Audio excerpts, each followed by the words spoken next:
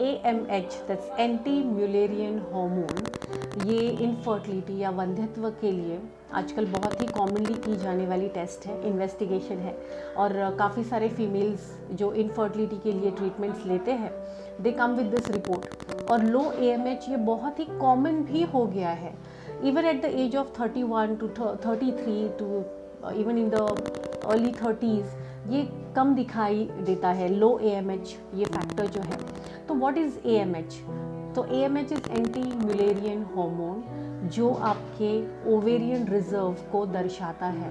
It means कि आपके जो बीजांड हैं, जो स्त्री बीजांड हैं, बीजांड के कोश है, उनकी बीज निर्मित की क्षमता कितनी बची है, इससे हमें ये अंदाज़ा आता है। मतलब ओवेरियन रिजर्व कितना है आपके ओवरीज में, ये हमें ये टेस्ट बताती है।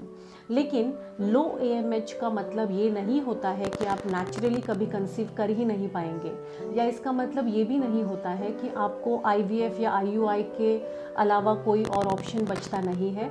और इसका मतलब ये भी नहीं होता है कि जल्द से जल्द with in 3 months to 6 months आपने अगर कंसीव नहीं किया तो आप कभी कंसीव नहीं कर पाएंगे।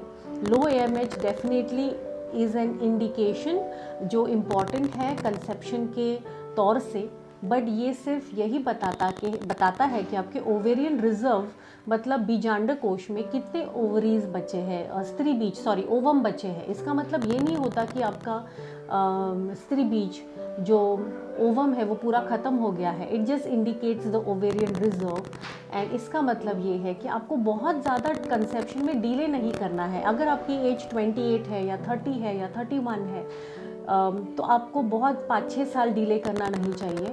Of course we have females जो 38-39 के एज में भी आती है जिनका लो AMH है, और फिर भी वो विद प्रॉपर मेडिकेशंस ट्रीटमेंट्स उनकी गर्भधारणा होती है।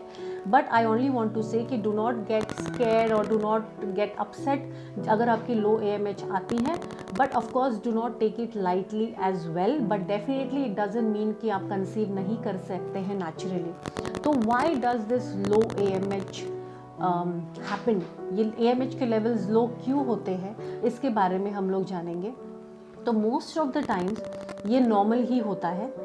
ओके, ये बहुत ही कम फीमेल्स में कम होता है। Ideally it should be normal, लेकिन जैसे जैसे एज बढ़ती जाती है, उम्र ज़्यादा बढ़ती जाती है, तो ये लेवल्स कम हो जाते हैं। तो ऐसे वक्त में गर्भधारणा होने में कठिनाइयाँ आ सकती है, ऐसे कहा जाता है। अपार्ट फ्रॉम दैट आयुर्वेदा में दोष धातु मल ही शरीरम, दोष धातु मला मूलम ही शरीरम, ऐसे कहा जाता है। इस न्याय से शरीर के जो दोष धातु मल अगर असंतुलित है, if there is an imbalance, तो AMH लेवल्स कम हो सकती है। अपार्ट फ्रॉम दैट आपकी जो दिनचर्या है, मतलब आपकी डेली रेजिम है, लाइफस्टाइल है, आहार परिचर्या है, मतलब डाइटरी रेजिम जो है या विहार है, इन सब का डायरेक्ट परिणाम आपके AMH लेवल्स पे हो सकता है। तो इसका मैं एक बहुत अच्छा एग्जांपल आपको दूंगी कि काफ़ी लोग बोलते हैं कि मैं फ्रूट्स खाती हूँ, मैं दूध पीती हूँ, मैं सोती हूँ, मैं खाना भी खाती हूँ, मैं सब खाती हूँ, फिर भी मेरा लाइफस्टाइल बुरा है या राइट है, आप कैसे बोल सकते हैं? तो एक बहुत ही सिंपल सा टेक्निक है where you can correct your lifestyle and your dietary regime. रात का खाना सूर्यास्त के बाद बिल्कुल नहीं खाना है, मतलब आफ्टर 6:30 to 7 o'clock आपको कुछ भी खाना नहीं है। आजकल हम लोग क्या करते हैं कि जब डिनर का टाइम होता है तब हम लोग स्नैक्स खाते हैं, पानी पूरी या भेल या एनीथिंग दैट इज स्नैक्स, या चाय बिस्किट्स खा लेते हैं। जब एक्चुअल सोने का टाइम होता है, मतलब 9:30 to 10 o'clock, तब हम लोग डिनर करने बैठते हैं। एंड जब उठने का टाइम होता है सुबह 6:30 7 o'clock, तो हम लोग लिटरली सोते हैं टिल 9-9:30। सो ये लाइफस्टाइल और डाइटरी रेजिम जो आपकी गड़बड़ होती है, गलत होती है, उसका डायरेक्ट परिणाम आपके बॉडीली हार्मोन्स पे होता है। And AMH is also one of the bodily hormones, तो डायरेक्टली उस पर परिणाम होने वाला ही है। So try to correct this simplest and basics in your lifestyle, in your dietary regime, तो आपको हार्मोनल लेवल्स आपके संतुलित होते हुए दिखाई देंगे। अपार्ट फ्रॉम दैट काफ़ी फीमेल्स को बार बार इरेगुलर मेंस्ट्रुअल साइकिल्स होती है, काफ़ी सालों से, काफ़ी दिनों से। तो मासिक स्राव नियमित करने के लिए वो विविध प्रकार के हार्मोनल पिल्स या ओरल कॉन्ट्रासेप्टिव्स लेते हैं काफ़ी लंबे समय तक, उसका भी परिणाम AMH लेवल्स पे होता है। इनफर्टिलिटी ट्रीटमेंट में काफ़ी बार ओव्यूलेशन इंड्यूस करने के लिए वेरियस पिल्स या मेडिकेशंस दिए जाते हैं, उसकी वजह से भी AMH हार्मोन्स पे परिणाम होते दिखता है। काफ़ी बार IUI और IVF साइकिल्स किए जाते हैं, तो उसमें एक टाइम पे बीजांड कोश से 12 से 16 बीजांड या ज़्यादा बीजांड निर्मित करने के लिए कुछ मेडिसिन दिए जाते हैं, which is against nature, against your body. Ideally एक टाइम पे, एक वक्त में एक ही बीज की निर्मित आपके बीजांड में होती है, ओवरीज में होती है, लेकिन ये आर्टिफिशियली जब हम लोग इंड्यूस करते हैं तो इसका परिणाम आपके AMH लेवल्स पे होता है। उससे क्या होता है कि आपके बीजांड कोश मतलब ओवरीज पे बहुत ज़्यादा तनाव की निर्मित होती है, जिसकी वजह से उनकी धीरे धीरे क्षमता कम हो जाती है। लेकिन AMH कम होने पर भी गर्भधारणा डेफिनेटली होती है, ऐसे काफ़ी सारे केसेस में हमें दिखाई दिया है।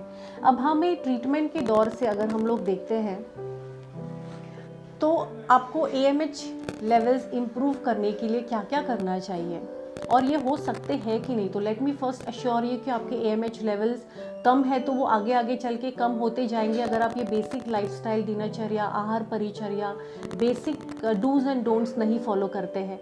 लेकिन डेफिनेटली इम्प्रूव होते हैं जैसे जैसे आपकी लाइफस्टाइल अच्छी होती है। With basic panchakarmas and Ayurvedic treatments ये डेफिनेटली बढ़ती है। तो let's understand what are the factors which can help you to improve your AMH levels. तो सबसे इम्पॉर्टेंट बात है कि आपके, जैसे मैंने सबसे पहले बोला कि योर आहार विहार दिनचर्या ये सही करना चाहिए आपको। Eating right, eating early, eating right things at the right time, sleeping at the right time, waking up at the right time, ये दिनचर्या, आहार परिचर्या, लाइफस्टाइल रेजिम आपको पूरी ठीक से फॉलो करना बहुत इम्पॉर्टेंट है।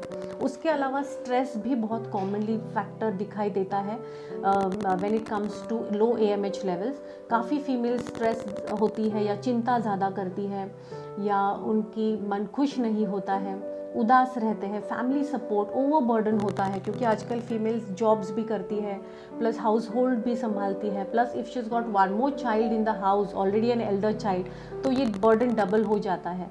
तो ये स्ट्रेस बहुत ज़्यादा होने के कारण भी AMH लेवल्स पे परिणाम होता है। तो सबसे इम्पॉर्टेंट चीज़ है कि इफ़ स्ट्रेस इज़ देयर, आपको अगर लगता है कि स्ट्रेस इज़ एन इंडिकेटिव, तो husband support is very important. ऐसे टाइम पे हम लोग काउंसलिंग करते हैं कपल्स को बिठा के, and we tell the husband to try and bond with each other. Bonding का मतलब सिर्फ शारीरिक संबंध आना और physically having an intercourse does not mean bonding. आप दोनों ने, ये husband and wife should talk to each other. उन्होंने साथ में कुछ एक्टिविटीज़ करनी चाहिए, साथ में वॉकिंग कीजिए, साथ में आप प्राणायाम कीजिए, talk with each other, share your feelings with each other, so that will help to reduce the stress levels कम करने में तो फ़ायदा होगा ही, but apart from that it will help with a better bonding, husband and wife का bonding अच्छा होगा and eventually it will help to improve the AMH levels in the females. Okay, most of the times हम लोग बोलते हैं कि if a female is not happy तो husbands को हम बोलते हैं कि घर जाते जाते उनके लिए कुछ लेके जाइए या गजरा लेके जाइए, because small things help to increase your happiness quotient and that has a direct effect. उसका डायरेक्ट परिणाम आपके बॉडी पे होता है। It's not only about your body, it is about your शरीर और मन। तो body and your mind should be healthy, तभी जाके आपके जो भी इवेंचुअली आपके हार्मोनल लेवल्स है वो सारे नॉर्मलाइज होने में फ़ायदा होता है। सो अपार्ट फ्रॉम दैट योनि की शुद्धता, पंचकर्मास, वेरियस पंचकर्मास, शिरोधारा ट्रीटमेंट, नास्यम थेरेपी, ये बहुत ही अच्छा काम करती है when it comes to treating low AMH values and to improvise the AMH values as well. तो जब शरीर और मन का जो ताण होता है वो कम होता है, तभी शरीर के जो सूक्ष्माति सूक्ष्म आर्टरीज होते हैं, आर्टरीज में uterine artery and ovarian arteries है जो ब्लड फ्लो सप्लाई करती है, जो ब्लड सप्लाई करती है to the organs, to the uterus, to the ovaries and to the whole uterus basis the reproductive system. तो अगर तान तनाव है तो उससे क्या होता है कि ये जो आर्टरीज है वो उनका काम अच्छे से होता नहीं है, उनका जो ब्लड फ्लो है या रक्त पुरवठा हम लोग जिसे बोलते हैं वो कहीं पे ऑब्स्ट्रक्ट हो जाता है, रुक जाता है। Eventually that particular organ does not function the way it has to function. इसीलिए ताण तनाव कम करना मैंडेटरीली इम्पॉर्टेंट है। सिर्फ ट्रीटमेंट्स लेना, सिर्फ मेडिसिन खाना is one part, but beyond apart from that आपको बेसिक डाइटरी लाइफस्टाइल फॉलो करना, बेसिक दिनचर्या, आहारचर्या, विहारचर्या फॉलो करना, टाइम पे सोना, टाइम पे खाना, having a good atmosphere surrounding, a positive surrounding in your house, इन सब का डायरेक्ट परिणाम AMH लेवल्स पे होता है। और जिससे अगर आप प्रॉपरली फॉलो करते हैं तो AMH लेवल्स बढ़ने में डेफिनेटली फ़ायदा होता है। So be positive and do not lose your hopes कि लो AMH है तो आप कंसीव नहीं कर पाएंगे naturally. You can definitely conceive naturally if you are following the basic dos and don'ts.